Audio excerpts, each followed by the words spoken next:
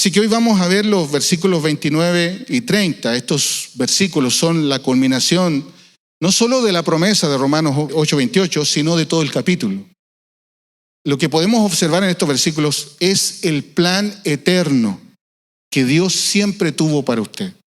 Aquí miramos un poco tanto la eternidad pasada como nos proyectamos hacia el futuro. El propósito de Pablo al escribir esto es que nos sintamos que estamos totalmente seguros en la mano de nuestro Señor Jesucristo. Y en estos dos versículos Pablo menciona el esquema completo del plan de redención.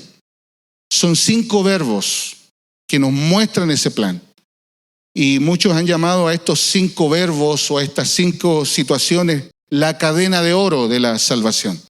Estos verbos son conocer, predestinar, llamar, justificar, glorificar. Pablo tiene el propósito de mostrar la bendición eterna a la que el Señor nos ha llamado. Y por supuesto, ¿qué debe producir esto sino mucha gratitud, mucha humildad? Humildad ante la determinación de Dios que tuvo con nosotros de involucrarnos en su plan. Dios lo determinó así. Por eso el verso 31 responde a estos versículos de la siguiente manera. Es la exclamación de alabanza de Pablo. Entonces, ¿qué diremos a esto? Si Dios es por nosotros, ¿quién estará contra nosotros? Hoy veremos entonces el plan de Dios para usted, que al meditar en ese plan usted descanse, te adore al Señor por la seguridad que Él le ha dado. En primer lugar, debemos ver el propósito del plan de Dios, el propósito del plan de Dios. Los versículos 29 y 30 siguen obviamente a la promesa del verso 28 y explican cuál es ese bien que Dios hace en nosotros a través de las circunstancias. Nunca debemos aislar la promesa del verso 28 sin la explicación de los versículos 29 y 30, porque si la aislamos de ese contexto, la promesa se tergiversa y se pierde también el poder que tiene la promesa. Y la tergiversación más común es tomar la promesa del verso 28 como un bien meramente humano. Algunos explican que la promesa del verso 28 diciendo algo más o menos así. Si Dios permitió esta pérdida o este sufrimiento, es porque probablemente Dios te va a dar algo mucho mejor de lo que perdiste. Por lo general, la gente toma esta promesa de esta manera. Si pensamos que de eso se trata el bien de esta promesa, perdemos totalmente el propósito de la promesa. Porque nuestros ojos y nuestro corazón solamente se pone en lo humano, en lo material, en lo económico, en lo sentimental, y ese no es el propósito de esta promesa. Obviamente que esto no significa que Dios no quiera darnos cosas buenas, porque Él siempre lo hace. Pero el bien de la promesa, como ya lo hemos visto anteriormente, es nuestra santificación, es nuestra santidad, es nuestra salvación.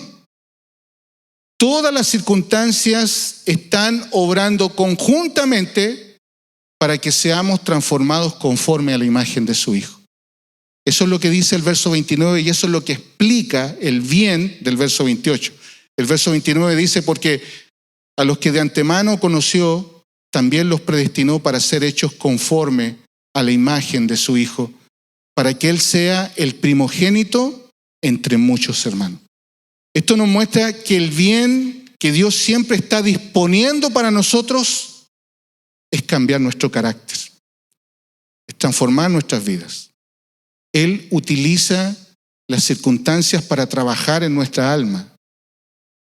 Él utiliza las circunstancias para hacernos más fieles, más sabios, más bondadosos, más amables, más agradecidos, más pacientes, más humildes, más santos. Eso es lo que Él está haciendo. Él nos está haciendo más como es Jesús. Y Dios utiliza esta amplia gama de circunstancias, buenas y malas, incluyendo el sufrimiento, para ser enseñados, hermanos, para ser humillados, en un buen sentido, y para ser perfeccionados hacia la imagen de Cristo. Ese es el bien. Y es así como debemos tomar todas las circunstancias y especialmente los sufrimientos que nos afectan. El verso 29 dice al final, para que Él sea el primogénito entre muchos hermanos. Esta declaración nos enseña que Dios tiene un diseño maestro. Es la imagen de Cristo, es el hermano mayor, es el primogénito, el primero de todos. Y todas las cosas están diseñadas para moldearnos según el diseño maestro que es Cristo Jesús. Y la obra que Dios hace, hermanos, no es una obra superficial. Tampoco es una obra que tiene un límite. Dios trabaja profundamente en nosotros porque las raíces del pecado en nuestra vida son también muy profundas, más allá de lo que usted puede ver de usted mismo. Nacimos bajo pecado, nacimos torcidos, por así decirlo, y Dios tiene que trabajar en nosotros para poder hacernos conforme a la imagen que se perdió en Adán, pero que la podemos recuperar en Cristo. Así que Dios trabaja en nuestro carácter desde el día en que nos convertimos. Como dice Filipenses 1:4, estoy convencido precisamente de esto, que el que comenzó en ustedes la buena obra, la perfeccionará hasta el día de Cristo Jesús. La declaración del verso 29 para que Él sea el primogénito entre muchos hermanos también nos enseña que hemos sido adoptados en la familia de Dios. Dios es nuestro Padre, Cristo es nuestro hermano mayor. Estamos destinados a ser parecidos a quien es nuestro Padre, a quien es nuestro hermano mayor. Así que a través del nuevo nacimiento, hermanos, Dios cambió nuestra naturaleza corrompida por el pecado y Dios nos dio una nueva naturaleza que nos permite hacer morir el pecado. Por esa razón podemos cambiar. Nadie puede cambiar si no ha nacido de nuevo. Nadie puede cambiar si Dios no ha hecho la obra inicial de transformar su naturaleza. Así que esto es lo que nos permite, hermanos, sacar de nuestra vida todo aquello que no se conforma al carácter de Cristo y a través de la obra del Espíritu Santo que constantemente hace en nosotros a través de su palabra, vamos adquiriendo virtudes que por naturaleza no teníamos. Así que este es el propósito del plan de Dios, transformarnos conforme a la imagen de su Hijo. Ahora veamos los componentes de este plan eterno de Dios. En el verso 29 dice, porque a los que de antemano conoció también los predestinó. Y en el verso 30 continúa diciendo, a los que predestinó, a esos también llamó, y a los que llamó, a esos también justificó, y a los que justificó, a esos también glorificó. Como ya dije, estos son 5 componentes que muchos han llamado la cadena de oro de la salvación. Y vamos a partir por el primer eslabón de esta cadena. El primer eslabón de esta cadena es que Dios nos conoció de antemano. Eso dice el verso 29. Porque a los que de antemano conoció. Antes de considerar estas cosas, debemos entender que hay aquí cosas difíciles de explicar. Y por supuesto también son difíciles de entender para nuestra razón humana. Hay cosas que solamente las vamos a entender en la eternidad, porque no van a caber en nuestra razón. Como lo dijo Pablo, tenemos que considerar esto, 1 Corintios 13:12, porque ahora vemos por un espejo, veladamente, pero entonces veremos cara a cara cuando estemos en la gloria. Ahora conozco en parte, pero entonces conoceré plenamente cómo he sido conocido. Pablo sabe y entiende que hay misterios que él no puede resolver en esta vida y que los resolverá cuando esté cara a cara con Dios y ahí Dios le revelará todas las cosas. Este primer eslabón de la cadena, junto con el siguiente, nos lleva directamente a la realidad de la elección que Dios hizo en nosotros. Y desde una perspectiva humana, esto genera muchas preguntas. Cuando uno piensa en esto, una pregunta que podría surgir es ¿cómo es que Dios escoge a uno y a otro no? ¿O por qué Dios me eligió a mí? Estas preguntas, como ya dije, solo pueden ser respondidas por Dios. No hay nada que podamos nosotros indagar para poder responder a este tipo de preguntas. Así que frente a los misterios de Dios siempre debemos acostumbrarnos a citar Deuteronomio 29:29. Las cosas secretas pertenecen al Señor nuestro Dios, pero las cosas reveladas nos pertenecen a nosotros y a nuestros hijos para siempre. La palabra conoció de antemano tiene varios significados y se aplican de acuerdo al contexto del pasaje. Uno de esos significados que se ha dado para este pasaje de esta palabra es que es tener un conocimiento previo, es saber algo antes de tiempo. Y muchos explican bajo ese significado que como Dios sabe todas las cosas, sabe quiénes en el futuro van a creer en Él.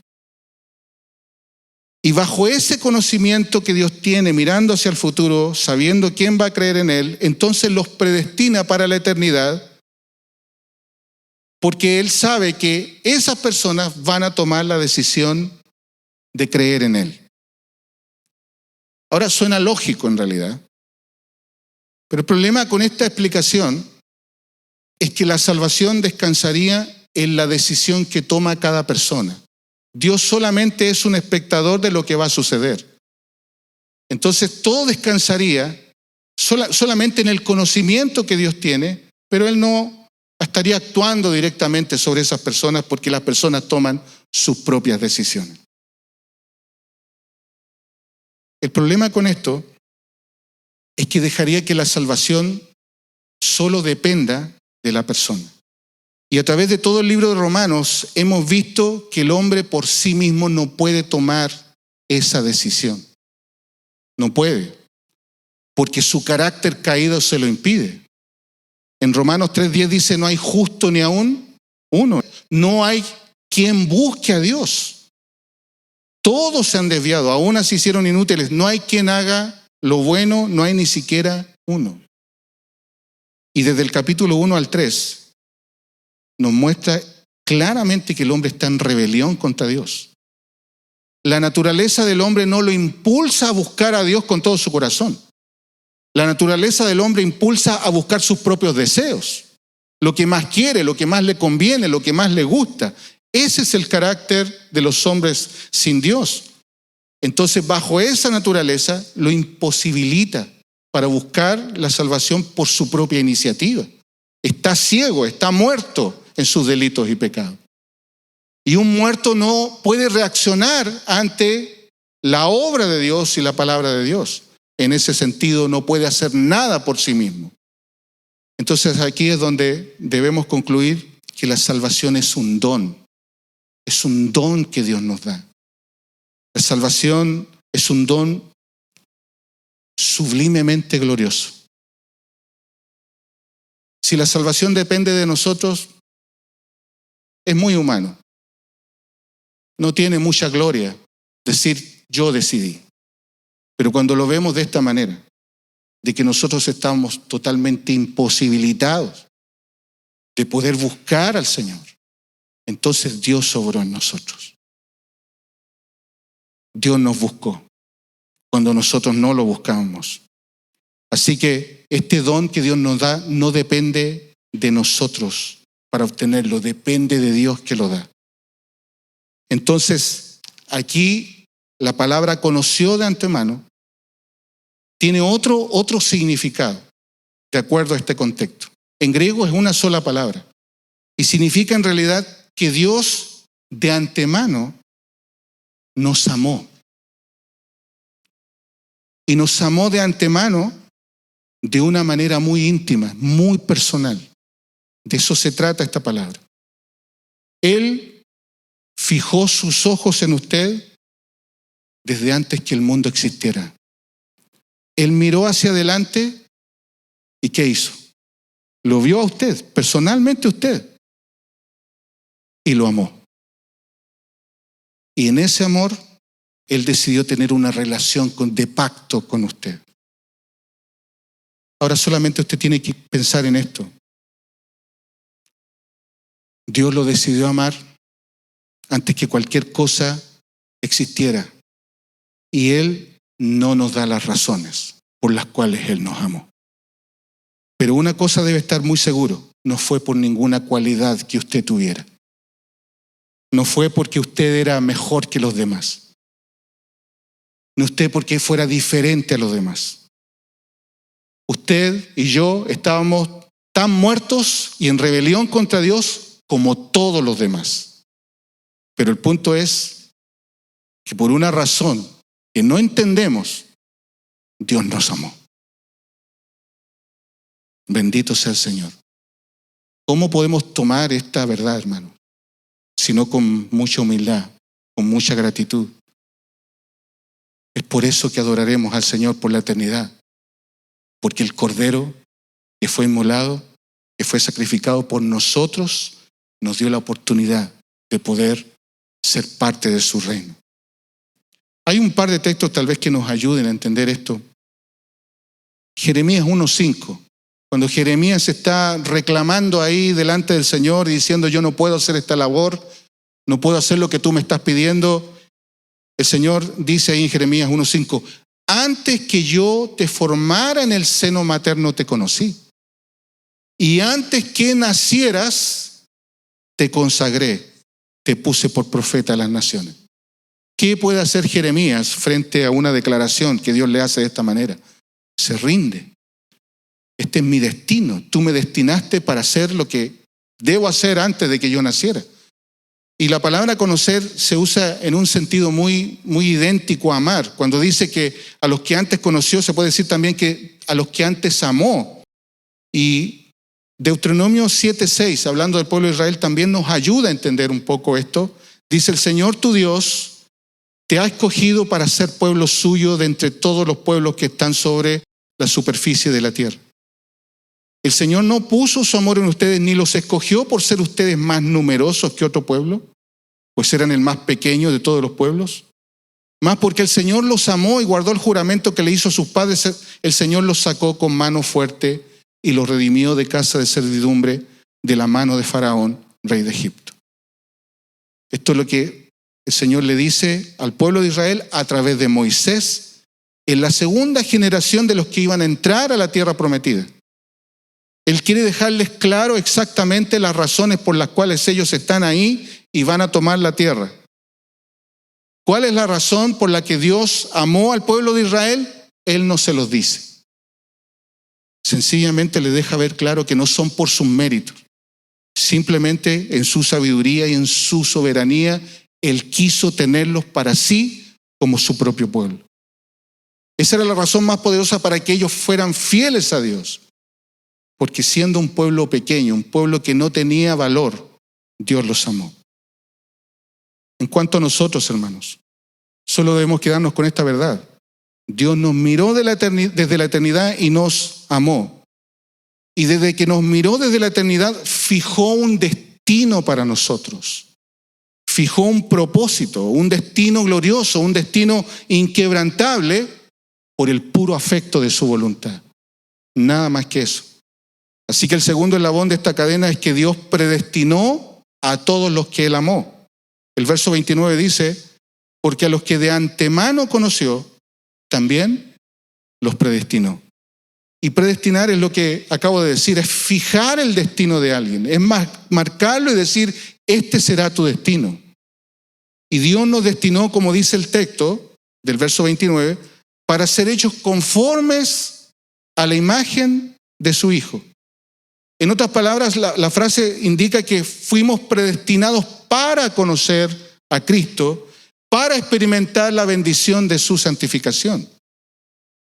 Así que estos dos eslabones, como dije hace un momento, de esta cadena, conocer de antemano y predestinar, corresponden a la elección que Dios hizo en nosotros. Pablo va a desarrollar mucho más esta verdad ahí en el capítulo 9. Y como lo mencioné, una vez más aquí pisamos terreno divino. No podemos responder a todas las preguntas que surjan de todo lo que aquí dice o de la decisión que Dios tomó en la eternidad. No tenemos mucho que decirle a Dios en este sentido. Lo que sí podemos afirmar es que en la Biblia hay dos verdades paralelas. La primera es que Dios es totalmente soberano en nuestra salvación. Y la segunda es que cada persona es responsable por cómo responde al llamado que Dios le hace por medio del Evangelio. Vamos a encontrar estas dos verdades paralelas. Para muchas personas estas verdades son irreconciliables, pero son verdades que están en la Escritura. La conclusión que no podemos sacar es que Dios haya predestinado personas para condenación. Eso no es una verdad que tenemos en la Escritura. Pero frente a este plan eterno, nuestra única posible respuesta es como Job respondió ante la soberanía de Dios cuando él empezó a reclamar por las cosas que le habían pasado. Y luego Dios le habla. Y ahí en el versículo 40, en el capítulo 40, verso 2, Dios le habla a Job y le dice, ¿todavía quieres discutir con el Todopoderoso? ¿Tú criticas a Dios, pero tienes las respuestas? Entonces Job respondió, con mucha humildad, por supuesto, no soy nada. ¿Cómo podría yo encontrar las respuestas? Me taparé la boca con la mano. Ya hablé demasiado y no tengo nada más que decir. Una vez que Dios habla, el hombre queda en silencio. ¿Quiénes somos nosotros para cuestionar a Dios? Para cuestionar sus planes, para cuestionar sus misterios. Al igual que él, hermanos, frente a los misterios divinos, lo único que podemos hacer es guardar silencio. Guardar silencio y humillarnos y adorar a Dios, ser fieles a Él con todo nuestro corazón por la grandeza de su plan. El tercer eslabón de la cadena, hermanos, de la salvación es el llamado. El verso 30 dice, a los que predestinó, a estos también llamó. Y esto significa que Dios providencialmente planificó miles de situaciones para que a quienes Él predestinó pudieran escuchar el mensaje del Evangelio y pudieran llegar a ser salvos. Dios movió cientos de cosas, lo hizo nacer en una época, utilizó personas, situaciones a su alrededor para que usted pudiera llegar a comprender el Evangelio. Y aquí la palabra llamar no significa que Dios llama de una forma incierta, como alguien que está en una esquina llamando, y solo el que tiene voluntad va a escuchar y responder a ese llamado. No es esta la forma en que esta palabra se traduce aquí. La palabra llamar tiene una connotación de llamar con autoridad. Cuando Dios llama, lo hace de tal manera que el hombre responde. El hombre responde con obediencia, responde con fe a ese llamado. ¿Y cómo es que Dios nos llama? Nos llama por medio del mensaje del Evangelio. Él usa personas para que usted pueda conocer el mensaje del Evangelio. Personas que predican, personas que enseñan, padres que aman a sus hijos y les enseñan la verdad del Evangelio a sus hijos. Dios los usa para llamar a sus corazones. Y Dios lo usa a usted cuando usted está enseñando de Cristo a otra persona. Aquí lo que vemos, hermanos, cuán indispensable es la predicación del mensaje del Evangelio, porque es a través del mensaje que Dios hace su llamado. Así es como Dios llama a los suyos. Pero como nosotros no sabemos los planes eternos de Dios, tenemos la obligación de hablar con todos aquellos que están cerca nuestro, porque esa es la manera en que Dios llama. Como dice Pablo en 2 Timoteo 4:2, debemos insistir, dice, a tiempo y fuera de tiempo, amonestar, reprender, exhortar con mucha paciencia e instrucción, porque Dios llama a su familia, Dios llama a sus amigos, Dios llama a sus familiares cuando usted les habla del mensaje del Señor, cuando usted les habla de la obra de Cristo en la cruz del Calvario, cuando usted les habla de la santidad de Dios, de la ira de Dios, cuando usted les habla del peligro en que ellos se encuentran y de cómo Dios proveyó a través de Cristo perdón y gracia para nosotros, de cómo Él fue el sustituto por nuestros pecados, de cómo la gracia asombrosa de Dios se ha dado a través de la decisión eterna que el Señor hizo de enviar a su Hijo a morir en nuestro lugar. Bendito sea el Señor. El cuarto eslabón de esta cadena, hermanos, es la justificación. El verso 30 dice, a los que llamó a estos también, justificó. Y cuando Dios llama, hermanos, es para hacer una obra completa. Ser justificado es ser declarado y tratado por Dios como legalmente justo y sin culpa delante de Él. Este cambio de situación legal, por así decirlo, que tenemos con Dios, es porque la persona ha depositado su confianza en la obra de Cristo. Se ha rendido ante la cruz. Y por haberse rendido ante el Señor y haber confesado sus pecados, Cristo le da de su justicia, lo cubre de su justicia para que ante los ojos del Padre pueda ser visto justo. Nunca vamos a poder ser justos con nuestras propias obras. Necesitamos que Cristo nos cubriera de su justicia. Y así nos ve el Señor cada día, hermanos. Y el último eslabón de la cadena es la gloria eterna. El verso 30 dice, a los que justificó, a estos también glorificó. Y ser glorificado, hermanos, quiere decir que en un día no muy lejano, cuando Cristo venga, seremos absolutamente transformados. Nuestros cuerpos serán glorificados. En el momento en que nuestro cuerpo sea glorificado, todo pecado va a ser erradicado y seremos hechos perfectos en cuerpo y alma. Y seremos transformados de esta manera para poder disfrutar de la presencia santa de Dios, para poder disfrutar de la gloria de Dios y del servicio a nuestro Dios cara a cara por toda la eternidad. Y note muy bien que el verbo está en pasado. A los que Él llamó, a los que Él predestinó de antemano, es seguro que Él los va a glorificar. Por eso el verbo está en pasado. La gloria ya ha sido ordenada por Dios. Nuestro destino, por así decirlo, ya está sellado. Lo único que estamos esperando es que ese día se concrete y veamos el cumplimiento total del plan de Dios sobre nosotros. ¿Qué debería provocar esta verdad en nosotros, hermanos? En primer lugar, debe provocar mucha humildad. Dios en su gran misterio eterno nos hizo suyos. Como ya hemos dicho, no por nuestros méritos, ni por algo bueno que había en nosotros, simplemente porque Él lo quiso. Y si usted está hoy aquí, tiene que agradecer eternamente la obra que Cristo hizo en su vida. En segundo lugar, debe provocar certeza, convicción, un sentido de seguridad. Si usted está completamente consciente de que Dios ha obrado en su vida para salvación, usted debe vivir tranquilo, seguro, sin que la ansiedad y la preocupación lo domine, porque Dios va a cuidar de usted. Y Dios va a cuidar de usted desde siempre. Desde el día en que Dios lo salvó, lo cuidará. Nunca le va a faltar nada, ni ahora ni en la eternidad. Así que esa es nuestra certeza de seguridad. Somos de Él, pertenecemos a Él y Él velará por nosotros. La tercera situación que debe provocar esto es santidad. Santidad, ya lo hemos visto, es el propósito de Dios para nosotros en esta vida. Y en cuarto lugar, debe también provocar un sentido de urgencia por predicar el Evangelio. Sabemos que el mundo está mal. No debemos mirar al mundo con desdén por su maldad.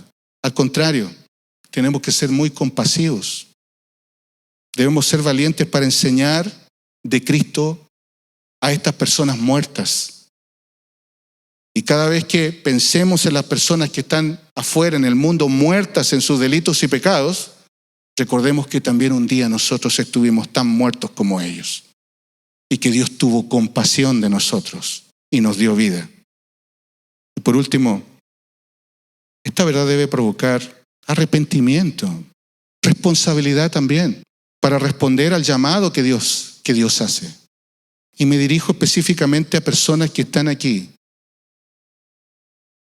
que aún no han tomado ninguna decisión por Cristo, que están ahí, escuchan, saben, entienden, pero aún no toman ninguna decisión. Yo le animo a esto.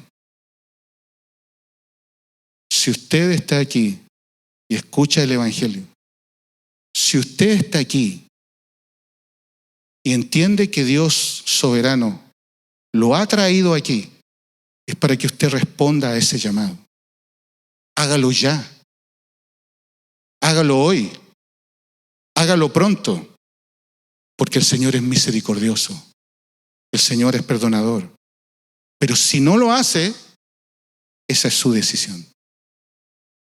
Y recibirá la condenación que le corresponde si rechaza el llamado que Dios le hace.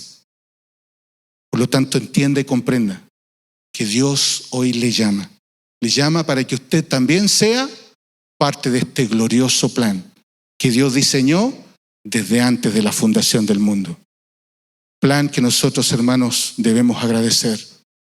Debemos adorar a Dios por un Dios tan sabio y tan glorioso que tenemos. Pongámonos en pie, hermanos. Vamos a orar.